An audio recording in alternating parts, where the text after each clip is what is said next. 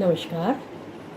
देखिए बच्चों, आज जो हम वीडियो बनाने जा रहे हैं, पिछले वीडियो में मैंने आपको बताया था प्रागैतिहासिक काल। तो प्रागैतिहासिक काल के ही उसी के वीडियो के क्रम में हम पाषाण युग की संस्कृति का दूसरा भाग देखेंगे।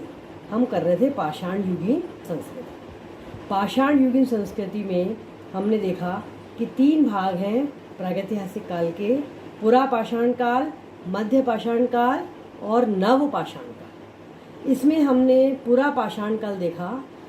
विद्यार्थियों, जैसा कि मैंने आपको पहले बताया कि पूरा पाषाण काल 1,00,000 वर्ष तक रहा। अब इसके पश्चात आज हम देखेंगे मध्य पाषाण काल के क्या फैक्ट्स हैं। मध्य पाषाण काल में देखिए ये परिवर्तन हुआ कि इस पाषाण काल में गर्मी बढ़ने लगी और धान उगाया जाने लगा, जिसमें जौ और गेहूँ प्रमुख धान था। मतलब आप देखिए कि पूरा पाषाण काल में इसको उगाने की किसी को जानकारी नहीं थी, लेकिन मध्य पाषाण काल में इतना डेवलपमेंट हो गया था कि धान को उगाने लगे। अच्छा, जिसमें जौ और गेहूँ प्रमुख धान था। इसके अतिरिक्त इस समय भी ये लोग जो है गुफा में ही रहते थे और मनुष्य जो था वो धीरे धीरे पशुपालक होने लग गया था। अच्छा, अब इस युग में मछली पकड़ना और शहद जो होता है उसको जमा करना उनको आ गया था। देखिए, ये विकास भी आप नोट कीजिएगा कि मध्य पाषाण काल में लोगों में ये विकास भी होने लग गया था, मछली पकड़ने जैसा और शहद जमा करने जैसा। अब मध्य पाषाण काल के फैक्ट्स को देखने के बाद हम देखते हैं कि जो तीसरा काल था नव पाषाण काल। नव पाषाण काल में क्या परिवर्तन आया? नव पाषाण काल में देखिए, व्यक्ति को ये पता लगने लगा कि जो फसल उगाई थी, जो बीज हुआ, उस बीज से वनस्पति बना और वो फिर अब बीज को अच्छी तरह से बोने लगा। उसको पता पड़ने लगा कि इससे क्या होगा, इससे वनस्पति बनने लग जाएगा। अब इसके अलावा वो सिंचाई करना भी सीख गया था। अब वो कटाई भी करने लगा। इसके अलावा वो भंडारण भी करने लगा, मतलब संग्रह भी करने लगा, चीज़ों का संग्रह करना भी उसको आ गया। अब कृषक और पशुपालक दोनों ही बन गया। वो खेती भी करने लगा, पशु को भी पालने लगा और इसके अलावा कई तरह की फसलें भी उगाने लगा। अब वह कहीं झोंपड़ियों और घरों में भी रहने लगा। पहले क्या था, उसको इस चीज़ का बिल्कुल भी ज्ञान नहीं था, लेकिन नव पाषाण काल में झोंपड़ियाँ भी बनाने लगा और कुछ घरों के अवशेष भी प्राप्त हुए। अब छोटी छोटी बस्तियाँ बना के भी रहने लगा।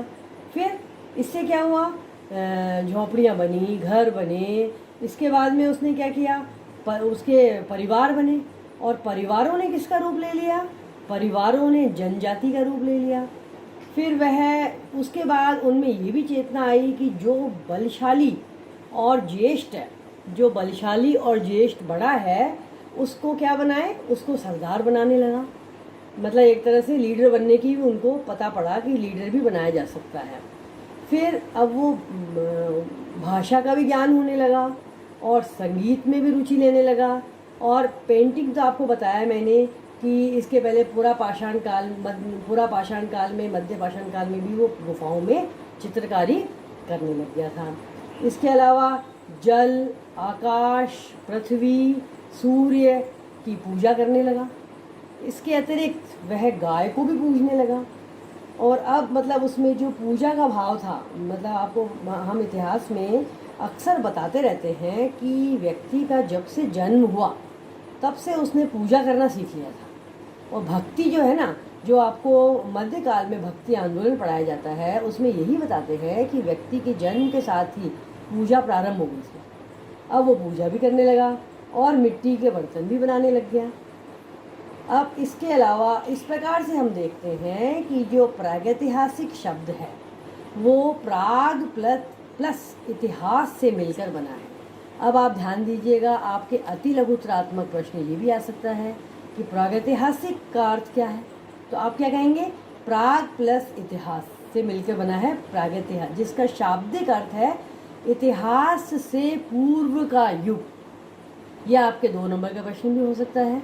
इसका शाब्दिक अर्थ क्या है? इतिहास से पहले का युग। इसी प्रकार से मानव प्रगति के उस भाग को इतिहास कहते हैं जिसके लिए लिखित वर्णन मिलते हैं, लेकिन लेखन कला के विकास के पूर्व भी मानव लाखों वर्ष तक पृथ्वी पर रह चुका था। इसके प्रमाण मिले कि जब उसको लिखना नहीं आता था उसके पहले भी वो पृथ्वी पर रह चुका था। मनुष्य ने ई लिखित वर्णन नहीं रखा। प्राक इतिहास या प्रागैतिहासिक काल इसी को कहा जाता है। नमस्कार।